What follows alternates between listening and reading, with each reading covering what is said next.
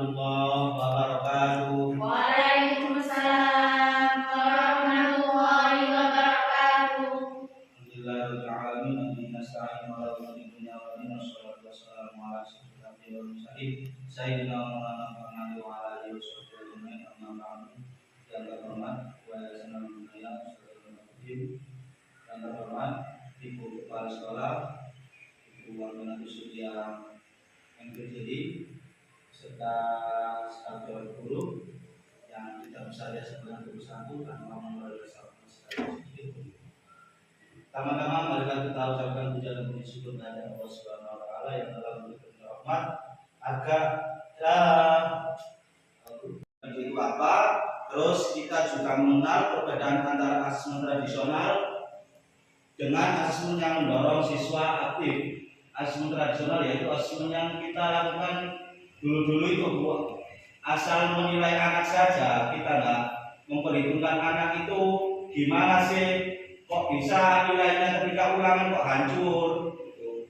Kan asalnya kan anak setiap orang itu berbeda-beda. Terus guru mulai merancang contoh asesmen sederhana yang sesuai dengan pembelajaran berdiferensiasi di kurikulum merdeka. Kurikulum tetap ya, kurikulum merdeka, tapi pendekatannya yang di-learning itu kemarin yang disampaikan oleh beliau pas di PKB. Berkaitan.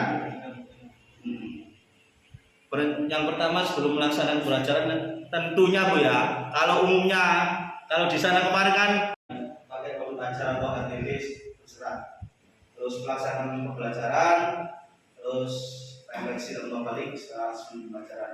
Itu semuanya saling berkaitan.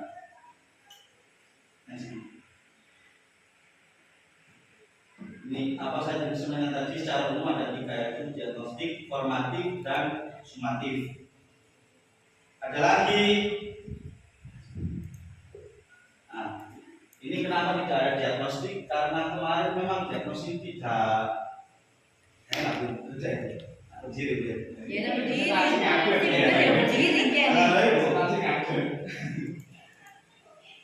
Formatifnya lebih banyak dalam pembelajaran Bu ya. Jangan menilai anak itu pintar dari sumatifnya saja. Bahkan formatif itu juga harus dipertimbangkan ya.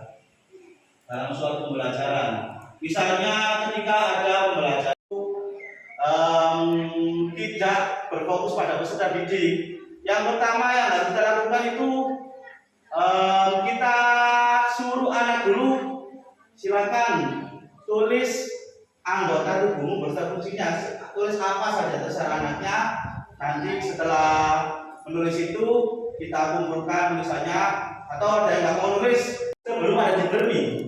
Jadi semua pembelajaran itu nggak mengacu pada LKS Bu, nggak mengacu pada LKS. Misalnya itu penerbitan enggak, mereka buat sendiri buat KPD-nya.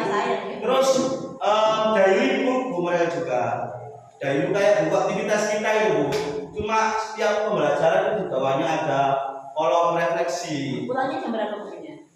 Hah? Gurunya pulang jam berapa? Nggak tanya Bu, gurunya pulang jam Insyaallah berapa? lebih. Iya, biasanya kayak gitu sih rata-rata. Juga kan mereka kan itu kan Bu, apa ya? Pelajarannya mulai dari pagi, pasti semangatnya anak itu. Kalau kita kan udah boleh ngaji dulu. Tapi ya itu bukan alasan. Terus pendekatan yang kedua adalah learning, yaitu proses pembelajaran untuk meningkatkan pemahaman siswa. Yaitu hasil ini bertujuan untuk memantau dan memperbaiki proses pembelajaran. Terus yang terakhir adalah learning, yaitu penilaian yang dilaksanakan setelah proses pembelajaran selesai. Yaitu ini penilaian. Tujuannya untuk mengetahui atau mengukur pencapaian hasil belajar siswa-siswa tersebut. Next dulu. Nah, ini teknik-teknik dalam asesmen ya. Ada 6 yang dijelaskan kemarin. Untuk tes tulis ya seperti biasanya kita kalau asesmen sumatif, terus soal-soal kayak matematika, ukurlah luas dan panjang meja ini, gitu kan. Boleh pakai tes tulis, tapi ketika sudah pelajarannya PJOK ataupun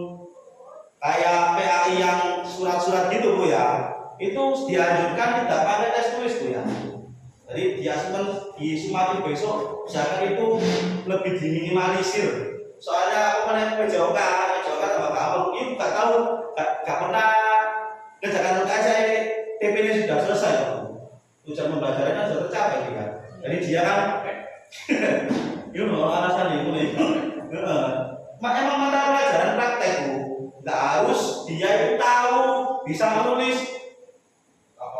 Bagaimana cara melompat itu kan anaknya sudah bisa melompat ya sudah. Habis itu terus kalau PAI itu apa? Tuliskan, lanjut sama ayat sampai masih bisa lah.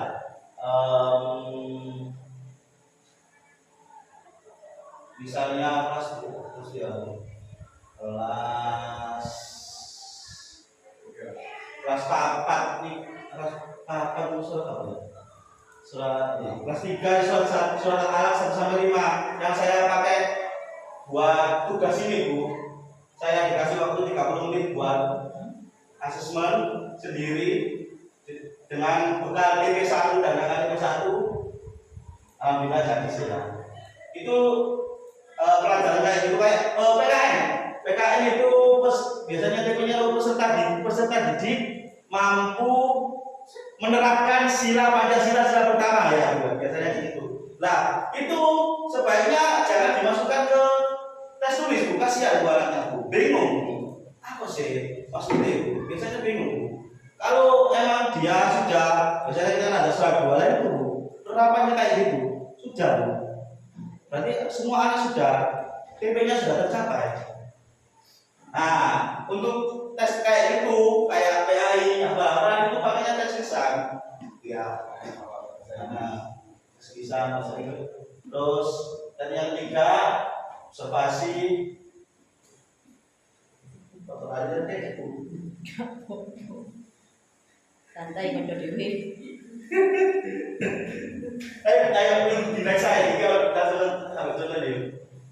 Rakyat itu maka anak tersebut sudah dianggap mencapai tujuan pembelajaran, sudah tercapai ya tujuan pembelajarannya. Terus untuk proyek biasanya seni rupa bisa pakai teknik asesmen yang berbasis proyek atau penugasan ya. Contohnya harus tadi mau membuat ini kipas, membuat peta ekonomi lokal. Biasanya seni budaya ya. Tadi mampu membuat hasil karya 2 dimensi apa? Membuat berarti proyek. Kalau memahami ketika anak itu mau wis kon gawe, kok kayak soal mau arek salah, itu wis tercapai loh. Aslinya itu sudah tercapai. Cuma ketika di dalam bentuk soal dia bingung. Makanya sing soal-soal itu diminimalisir. Terus teknik yang keempat ada portofolio, contohnya adalah peserta didik mampu mendokumentasikan laporan percobaan perwujudan perubahan wujud benda IPAS. Contoh aktivitasnya yaitu pengumpulan laporan eksperimen es mencair dan air menguap. Ini mengamati, habis itu membuat laporan atau portofolio.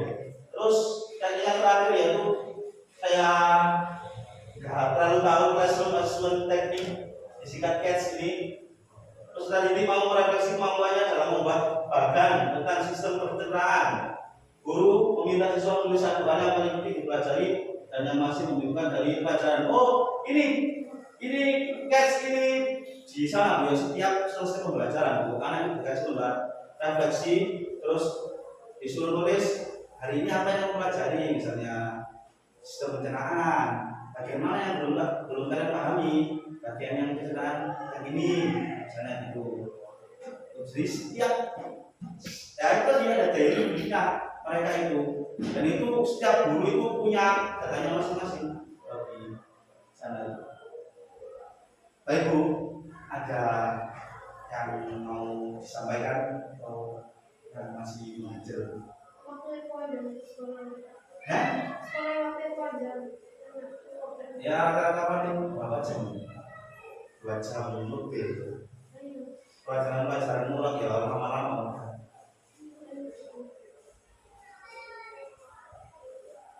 Sudah, lanjut. Lanjut. Next. Nah, untuk membuat kasus informatif ada hal yang harus diperhatikan ya tadi. Untuk yang formatif itu kan Bu yang kita lakukan selama pembelajaran Bu. Jadi kalau bisa tidak boleh segitiga atau hashtag.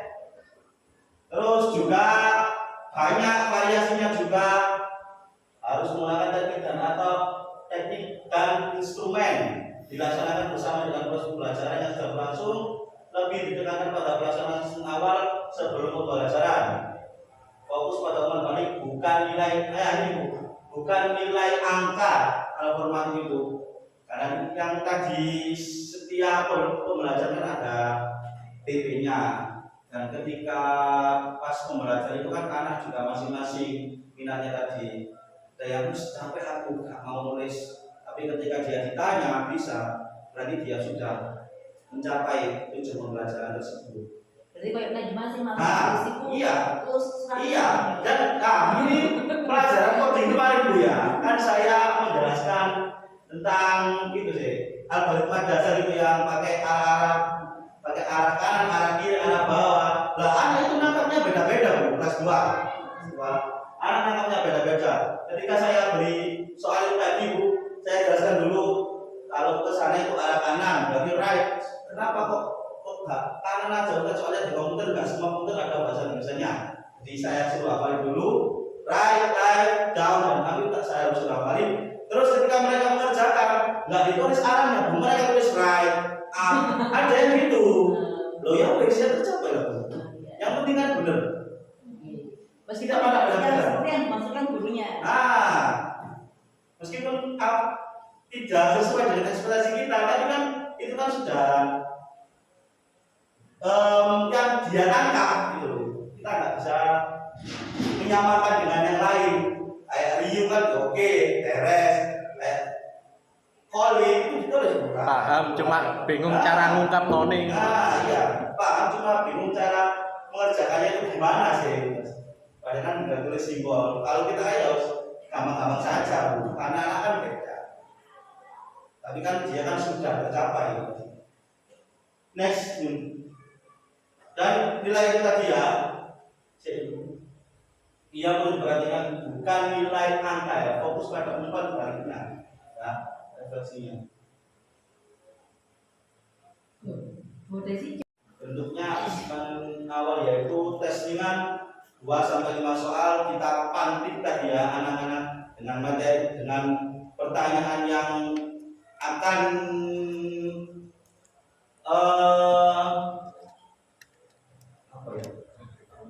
akan dipelajari. Saya itu kemarin aja Bu saya katakan ya dengan cara tanya jawab dan diskusi di kelas, atau bisa juga membuat mind map atau peta konsep ya, peserta didik menggambar atau membuat ya mind map tadi Bu, peta konsep apa yang mereka tahu dari sebelum memasuki materi yang akan mereka pelajari. Bisa berupa cerita atau gambar. Next. Ini Bu, contoh soalnya Bu ya. Ini. Bu, ayo kita lah.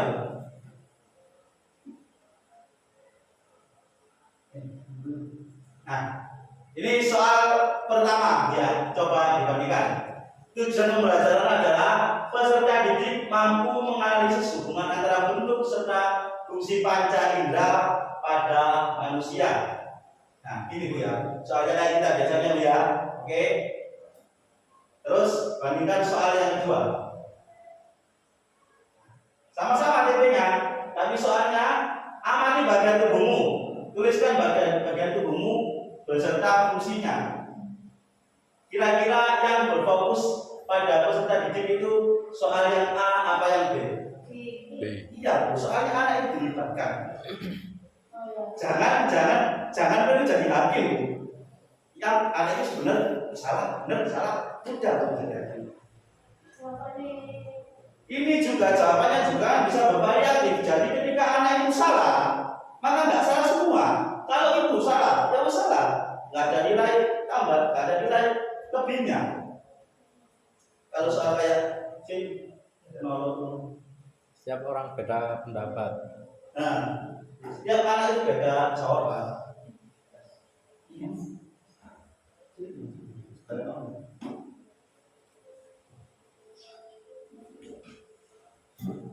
Sama dia yang menyebutkan 5, itu akhirnya ya apa? Loh, iya kan ada rubriknya. Dia itu sangat baik, cukup atau perlu bimbingan. Dari asesmen kayak gini, siswa ini bisa menyebutkan 5 partai dalam bahasa tidak fungsinya. Nanti dia masuk kategori sangat baik. Betul. Siswa ini mampu menyebutkan panca indera, tapi fungsinya tidak bisa. Ya berarti siswa ini baik saja kriterianya. Itu. Oke, next. Ini contoh asesmen awal lagi Bu. Ini guru berikan di sini Bu ya. Seperti ini bisa dijadikan referensi juga. Peserta didik mampu menyebutkan bagian-bagian tubuh beserta fungsinya. Kalau dia mampu menyebutkan berarti mahir. Mampu menyebutkan bagian tubuh beserta fungsinya berarti mahir. Kalau mampu menyebutkan bagian tubuhnya saja berarti cukup. Kalau siswa itu belum bisa menyebutkan bagian tubuhnya berarti perlu bimbingan. Kalau siswa mampu menyebutkan fungsinya malah nggak tahu bagian tubuhnya yang mana, berarti masuk kategori apa? Nggak mungkin. Hah? Nggak mungkin. Ya, baik sih. Baik aja manusia. Nggak mungkin. Pasti rasanya salah sih. Baik. Oke, gini contoh instrumen asesmen awal. Next. Ini ada tadi sempat kita singgung self assessment. Ciri-ciri self assessment yaitu reflektif dan profesional. Yang kedua, mahasiswa mengenali kelebihan dan kekurangannya tadi. Ketika siswa melakukan refleksi, terus ditulis, ditempelkan, itu mereka akan tahu kekurangan dan kelebihan besok. Ketika mereka tanya, oh, aku belum bisa ini, jadi dia akan baca. Harus kita kasih tahu. Kalau kita omongin saja, kayaknya kurang. Harus dia sendiri yang menulis. Hari ini belajar apa, terus yang belum paham yang mana, itu mereka harus tahu sendiri juga. Kalau kita tahu belum bisa, yang ini loh kurang baik. Itu cuma didengarkan lewat kuping kanan atau kuping kiri. Terus yang ketiga, mengembangkan kemampuan metakognitif, yaitu berpikir tentang proses berpikir sendiri. Lebih menekankan pada proses perbaikan ke depan, bukan hanya penilaian di akhir. Ya, apa Bu, ketika awal-awal mereka dapat nilainya di bawah katakan gimana itu berproses Bu. Saya malah suka sesuai kayak gitu. Enggak awal api tapi ternyata dikerjakan motornya kan beda gitu. Lebih baik lebih seru kayak gitu. Prosesnya itu seru. Kata Liu kita itu. Nah itu letak kasihnya. Next. Nah, asesmen formatif ya. Ini diambil dari bukunya mereka sendiri ya. Mereka buat IPAS.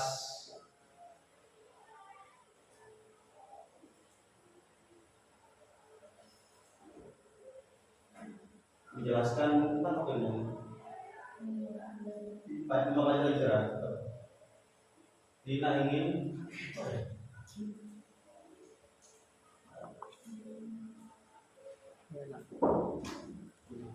Oke sih.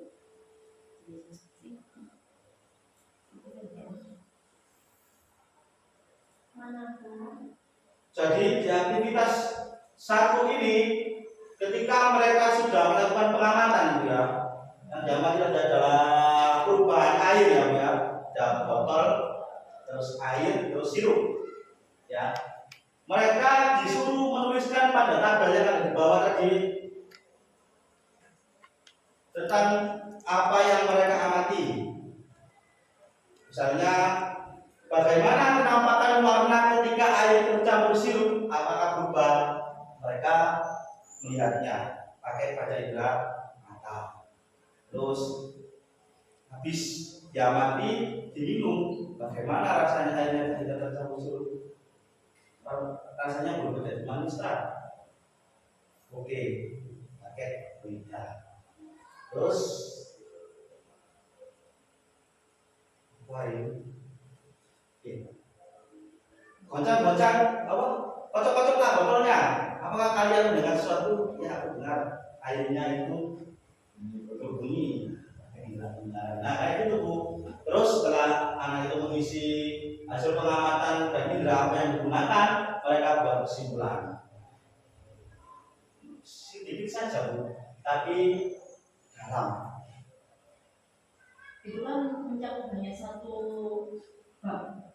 Iya, jadi satu bab itu pengen nggak ngoyo-ngoyo kita awal sampai akhir Bu. Enaknya gitu. Kami ambil buat pentingnya saja. Misalnya saya sifat wajib Allah hubungan kelas 3. Kelas 3. Ketika si Alfa itu tidak bisa usulannya ada hapus.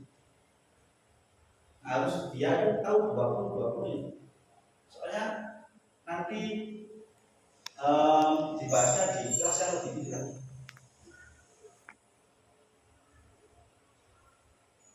Sudah paham? Yes.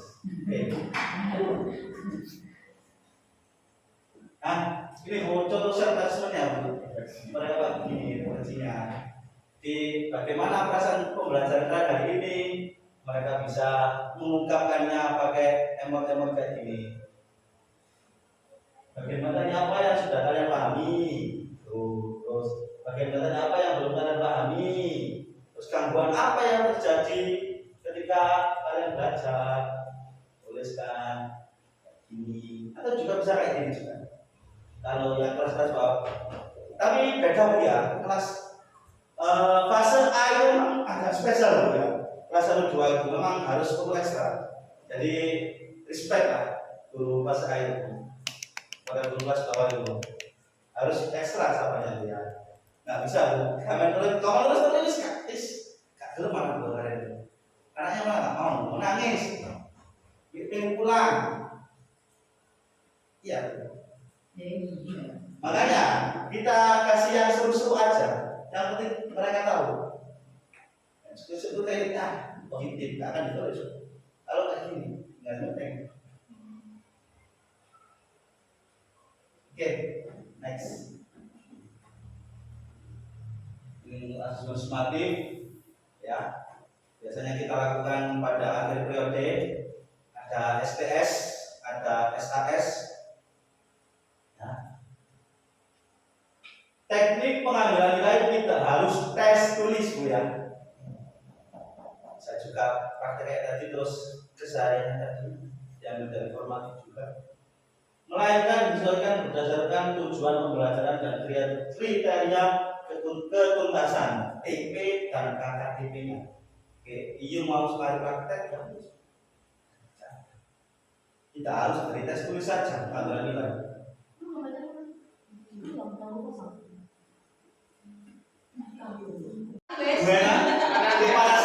Kepala sekolah kita. Iya. Gini ya. Tadi asesmen yang berpihak pada peserta didik untuk pembelajaran masa sekarang itu asesmennya itu terkesan main-main gitu. Terkesan main-main. Terkesan main-main. Wes pokoknya nanti wujud itu ada, berarti sudah. Entah itu wujud itu padahal sebenarnya pemaknaan dari kurikulum mendalam mereka itu paham ada itu wujud itu apa maksudnya, oleh ada itu maksudnya apa. Itu kan masih ada makna mendalamnya. Apakah itu sudah cukup? Buana kalau tanya itu terlalu banyak gitu loh, nggak yang mudah-mudah ya. Lupa saya. Jangan.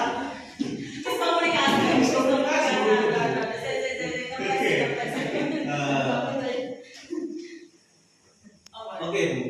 Jadi setiap asesmen tergantung pada tujuan pembelajarannya. Kalau dengan tujuan pembelajaran cuma hanya bisa atau tahu Allah, ya sudah tidak dari tahu wujud kitab kok sudah. Kalau dia memahami sifat wajib Allah, berarti dia harus paham. Sudah jangan video lagi deh. Boleh tanya lagi ya? Boleh, silakan. Boleh video. Gini, Oke. saya kan juga sekolah pendidikan ya. Oke. Ketika bikin TP, Oke. siswa mampu memahami sifat wajib Allah gitu. Nah, Terus penilaiannya tentang kakak dirinya. Nah, siswa memahami pengukurannya bagaimana? Nah, ketika siswa itu sudah bisa, sudah tahu sifat wajib Allah ada 20, bisa menyebutkan 20, tahu artinya, itu yang dimaksud paham. Ketika dia tahu saja bahwa Allah memiliki sifat 20, nanti dia kurang. Kalau dia tahu hanya satu, ketika TP-nya memahami, nanti perlu gini. Kelas 3 materi surat Al-Alaq ayat 1 sampai 5. Tujuan pembelajaran adalah membaca surat Al-Alaq ayat 1 sampai 5 dengan tertib dan bacaan yang benar. Menjelaskan secara sederhana makna dari tentang pentingnya membaca dan menulis. Tim dukun. Nah, ini semua awalnya, ya. Sebelum kita belajar surat Al-Alaq, coba siapa yang mau membaca salah satu surat pendek yang ada di Al-Quran yang kamu hafal, misalnya surat An-Nas atau surat apa yang surat Al-Ikhlas itu. Kita apa jenis refleksi dulu ke belakang, jangan materi dulu kelas sebelumnya. Surat An-Nas, lalu apa sih arti An-Nas? Berapa manusia? Oke, sekarang kita masuk salah satu surat panjang, maksudnya bukan surat pendek itu ya. Ya, lumayan panjang, lumayan susah sih. Makanya kita materinya ayat 1 sampai 5 saja di LKS ini. Tuh, sini rubrik nilainya. Ketika dia sudah lancar membaca lancar dengan benar, maka skornya baik. Ketika cukup lancar tapi ada khususnya. Terus selanjutnya bentuk kegiatannya latihan membaca bergiliran, bacaan, baca bersama atau bisa buku. Terus atau satu-satu kalau sudah lanjut kita lagi lanjut. Soalnya di sini rata-rata sudah hafal. Ya. Maka TP-nya makanya saya ambil yang paling mudah itu. Terus ya,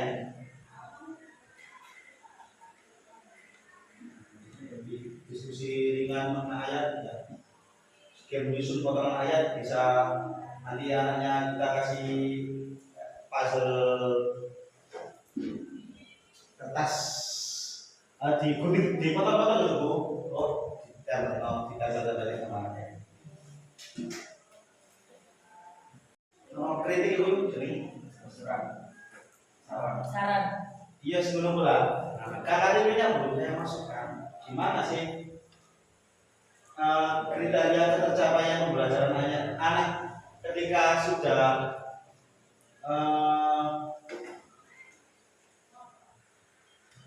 aku bingung kata-kata itu sudah yang gua boleh tahu. Lo tambah orang ada kapok. Iya, kurang KKTP-nya saja Bu saya. Bagaimana sih anak itu dinyatakan bisa, sudah mencapai TP? Nah, iya, sudah mencapai TP-nya. Yang mana? Aku kok belum ngomong. Sekian dari saya. Apabila ada kekurangan atau salah kata, mohon dimaafkan. Assalamualaikum warahmatullahi wabarakatuh. Waalaikumsalam warahmatullahi